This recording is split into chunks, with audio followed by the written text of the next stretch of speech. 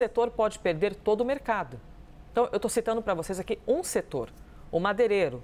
Você tem o setor de quem vende, por exemplo, suco de laranja, ou quem trabalha eventualmente com aço. Bom, o tarifaço de Trump pode afetar, aí é uma provocação que a gente traz aqui, pode afetar, por exemplo, o crescimento do PIB brasileiro, ser uma consequência?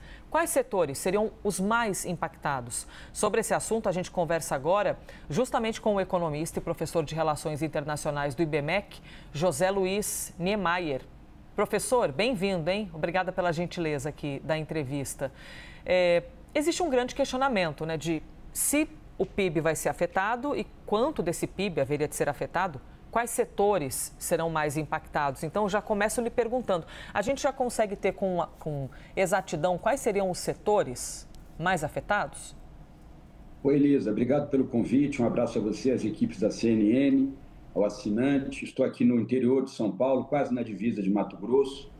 Estou aqui no que já se chama de Califórnia brasileira, por mais que o presidente Trump não goste dessa expressão, eu acho Califórnia brasileira, porque daqui, por exemplo, sai grande parte do álcool anidro e do açúcar que nós exportamos também para os Estados Unidos, e isso está em discussão nas negociações. O presidente Trump está dizendo que o álcool anidro no Brasil é produzido a partir de derrubar a floresta. Isso é uma inverdade.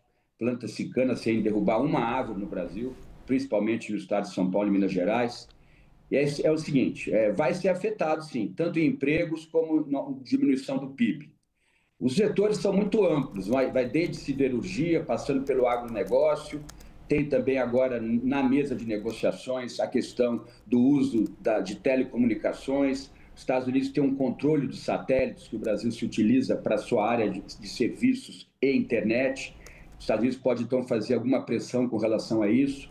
Acho que é importante a gente discutir esta agenda comercial e econômica, como você colocou, tentando não falar tanto de política interna brasileira e política interna norte-americana, porque isso, imagino que suja um pouco o debate, dá muito ruído no debate. E o presidente Trump e o presidente Lula têm um perfil muito populista, ambos são populistas. Então, está na hora também das equipes do Itamaraty, a partir do comando do ministro Mauro Vieira, e as equipes do Departamento de Estado que tratam de tarifas, comércio e o secretário de Estado norte-americano, essas sim conversarem. O outro ponto importante, Elisa, seria trazer os empresários destes setores afetados, tanto no Brasil quanto nos Estados Unidos, para conversarem, né? Inclusive, pode ser até uma conversa online, não precisa ser presencial, com a participação das câmaras também de comércio das empresas. Porque existe, Elisa, as pessoas não estão discutindo muito isso, mas existem empresas norte-americanas que produzem produtos que são exportados para os Estados Unidos. Essas empresas norte-americanas vão perder também. São empresas que operam aqui e elas vão perder mercado, e o mercado são os Estados Unidos da América. Então, é importante que as empresas de siderurgia, agronegócio, serviços conversem junto com as equipes competentes do Ministério das Relações Exteriores e da Secretaria de Estado. Está na hora, Elisa, porque a situação é muito grave. Eu comento muito segurança internacional. A situação do sistema internacional é uma situação muito grave, muito grave. Então, essa questão, que eu vou chamar de uma questão específica entre Brasil e Estados Unidos, não pode escalar.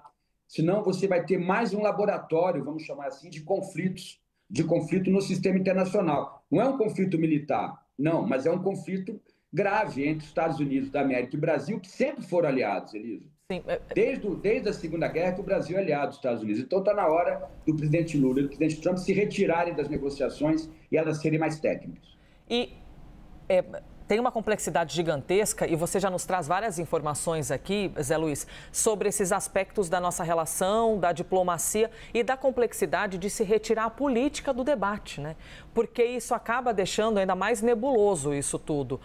Visto que a gente já viu até publicamente o próprio Eduardo Bolsonaro, filho de Jair Bolsonaro, dizendo que se não ocorrer um processo de anistia de todo o assunto, o Trump não vai recuar. Então, como é que a gente tira, né? Como é que a gente tira essa raiz política de um debate e fica apenas no caminho técnico, né? Para tentar ser o mais eficaz, para que no fim nós não tenhamos perda de empregos e que isso afete menos o PIB, porque já existe essa conta. Na prática, até para a gente compreender isso, vamos supor que 1º de agosto não consigam encontrar uma solução, porque apesar da necessidade técnica, é um debate que começou por uma inspiração política. Se não ocorrer uma solução, como é que você já projeta que sejam os próximos meses, pelo menos agora de 2025?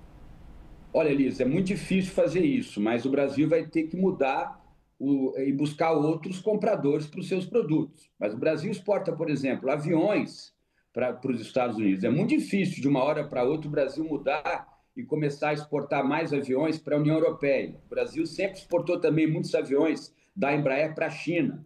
Talvez possa retomar com relação a esse mercado com a China de compra de aviões. O Brasil exporta muito café torrado para os Estados Unidos. Pode tentar, como já vem sendo feito um acordo, exportar mais para o Vietnã. O Brasil exporta do boi, o Brasil exporta o dianteiro, que é um corte específico do boi, exporta para os Estados Unidos para o mercado de hambúrguer, né, que é a carne que praticamente é hegemônica no mercado norte-americano, e ela é feita a partir do dianteiro do boi.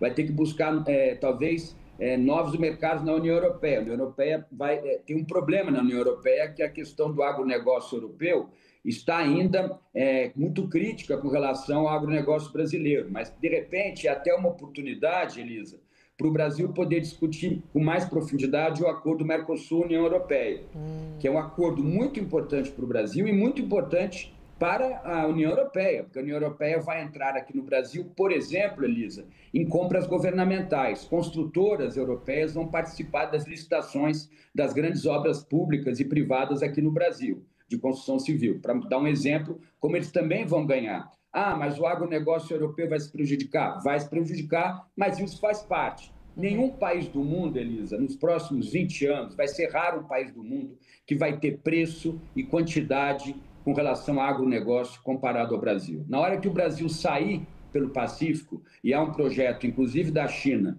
do Porto de Ilhéus até um porto no Peru, atravessando o Brasil todo, passando por todas as regiões que são muito importantes do agronegócio, se o Brasil chegar no Pacífico, não vai ter preço e volume como o brasileiro. Então, é importante que os países comecem a se preparar para isso também. O Brasil está longe do centro de ruptura, é um grande país em fornecimento de energia e proteína variada, e assim só vai aumentar. Tenho a impressão que nessas negociações com Trump, o que está por trás é isso também. A questão da segurança alimentar norte-americana, já que os Estados Unidos não querem depender do Brasil do ponto de vista de alimentos, de acesso a alimentos. Mas nos próximos anos eles terão que se acostumar mais com isso. Mais um motivo para Brasil e Estados Unidos manterem a sua parceria estratégica, que já dura mais de 80 anos. O nosso agro assusta o mundão, né? Porque é bom, porque é capaz, porque produz muito. Então, a gente acaba assustando porque o Brasil é uma baita potência no quesito do agro. Zé Luiz Niemeyer, muito obrigada pela entrevista. Economista, professor de Relações Internacionais do IBMEC. Ótimo poder ouvir-te, hein, sobre esse assunto que a gente não tem resposta ainda, mas temos de trabalhar no campo das hipóteses, né? Até porque afeta muita gente. Muito obrigada. Eu que te agradeço, Elisa. Um abraço a você, o assinante da CNN. Obrigada.